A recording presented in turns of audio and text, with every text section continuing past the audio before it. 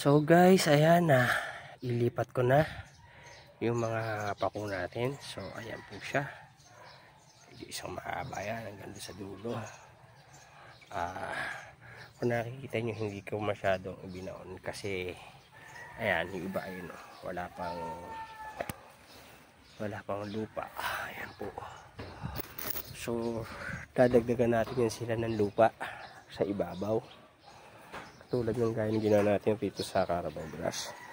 So after natin yan natabunan, didiligan natin sila sa gana para manariyo agad. Tapos naka-harvest pala tayo. Ayan, medyo madami-dami rin yung naka-harvest natin. Mamaya gagawa natin ng video yan pagka ginawa na natin ensalada. Lalagyan natin ng kamatis, sibuyas, pipino, tsaka yan. Pagsasama-samahin natin para mamaya natin tanghalian. So guys, ito pala no, yung pinag-alisan natin, makikita nyo.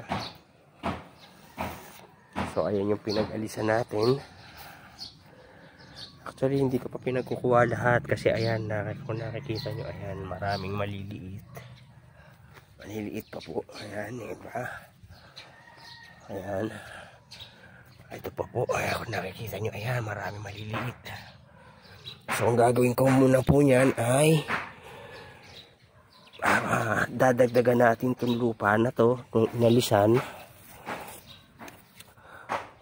Inalisan na yan, dadagdagan natin ng lupa, tapos didiligan uli natin para sa ganun yung mga maliliit na yan ay makalaki, at yung hindi pa natubo na mga nalaglag na buto nyan galing dito sa mga yan, parang bulok na akala nyo.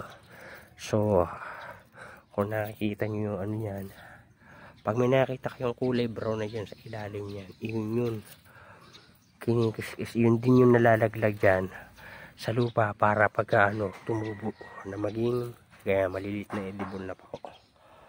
So pag medyo lumaki na po yan ng konti, pagka mga ganito ng size na o kahit maliit ng konti dyan, kukunin na po natin yan at itatransplant uli natin.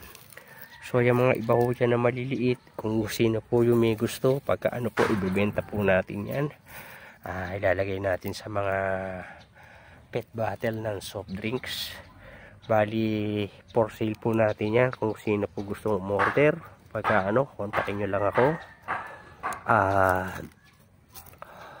Bali para mura lang naman natin siya ibebenta. 3 for 100 ang po, ang isang order po.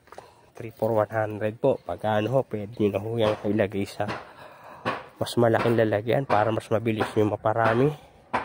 At sa ganun, pagka meron na rin kayong edible na pako sa inyong bahay. So ayan, tatapusin ko na muna po yan. Dadagdagan ko ng lupa, pati po yung inalisan natin.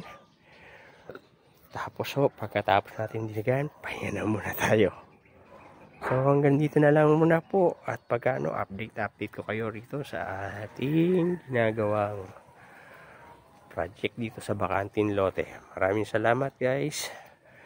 Thank you for watching, at sana lagi nyo lang suportahan itong aking FB page, Kuya George Clowney, at YouTube channel, Joel Nahir. Pati po yun, ayan, lalagyan na natin ng lupa yan ngayon na araw na to. So maraming salamat, hanggang dito na lang muna po. Thank you God, at God bless po.